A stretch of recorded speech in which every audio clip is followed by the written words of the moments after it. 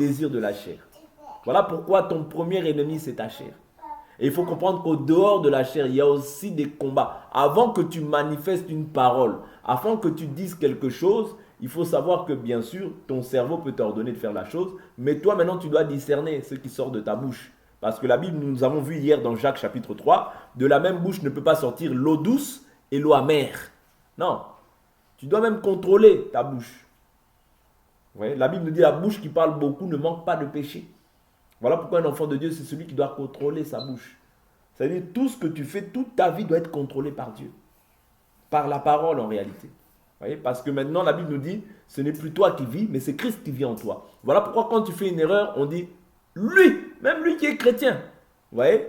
Et en agissant comme ça, on blasphème le nom du Seigneur. Voilà pourquoi nous devons faire très attention, parce que même si les gens disent rien, ils nous regardent. Même si les gens font semblant, ils disent rien, ils nous regardent et ils attendent qu'on tombe. Le jour où ils tombent, ils vont faire une fête. Le jour où on tombe, ils feront une fête. Je vous dis la vérité. Ils vont fêter ce jour-là.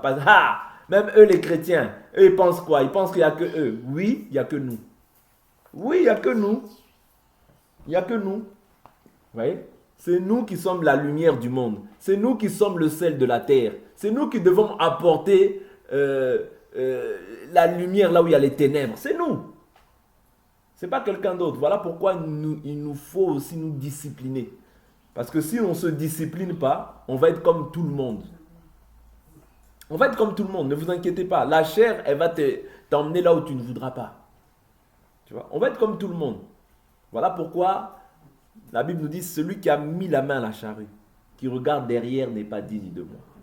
Quand tu as commencé, c'est pour finir, c'est pour achever. Mais pour achever, il y a des principes, des conditions. Vous voyez? Traiter durement sa chair. Éviter la distraction à outrance. Je n'ai pas dit que distraire c'est mauvais. Mais quand tu te distrais trop, c'est là qu'on avait vu Israël aussi s'asseoir, manger, boire, se divertir. Et maintenant, le désir de faire un veau d'or montèrent dans leur cœur. Vous voyez? Parce que la Bible nous dit que ce n'est pas ceux qui entrent dans la bouche, mais c'est ceux qui sortent de la bouche qui souillent l'homme. C'est-à-dire le fait qu'ils aient dit simplement, fais-nous un veau d'or, c'est fini. En fait, cela représentait simplement ce qu'il y avait dans leur cœur. Parce que c'est de l'abondance du cœur que la bouche parle. C'est-à-dire quand même quelqu'un t'insulte, toi tu dis, oh, mais on était bien avant, mais pourquoi aujourd'hui seulement? Non. Toi tu crois que c'est maintenant. Ça veut dire que ce qu'il pensait là, il le pensait déjà dans son cœur. Il avait déjà fait. C'est-à-dire il y avait déjà cette chose-là dans son cœur. Oh, mais seulement aujourd'hui, il m'a haï. Non, il te haïssait déjà depuis longtemps. Vous voyez? Mais c'est simplement que la chose, elle a tellement abondé, qu'au bout d'un moment, ça ne peut plus, ça sort. Vous voyez? Ça sort. Parce que la Bible nous dit qu'il y a certains péchés qui restent cachés. Mais d'autres, on les voit après coup. C'est-à-dire rien ne peut rester caché. Vous voyez? Dieu finit toujours par révéler les cœurs. C'est très important. Voilà pourquoi nous devons nous prendre garde. Nous qui avons cru, prenons vraiment garde. Parce que l'ennemi, je vous assure qu'il ne va pas nous faire de cadeau. La Bible nous dit qu'il est descendu avec une grande colère.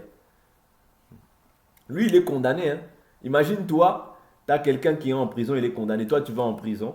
Cette personne-là, elle voudra tout faire pour que toi aussi tu sois condamné avec lui. Parce que lui, il sait qu'il ne va plus sortir. Il voudra tout faire. C'est ça le rôle du diable. Ouais. T'attirer dans ses filets, te distraire un maximum. Pourquoi? Pour que tes pensées ne soient plus occupées à servir Dieu. Toi, tu es un serviteur de Dieu, tu n'es pas un serviteur de la chair, tu n'es pas un serviteur du diable. Ouais. Mais quand on passe tout son temps, le clair de notre temps, dans la distraction, on risque aussi de manifester ça dans la chair.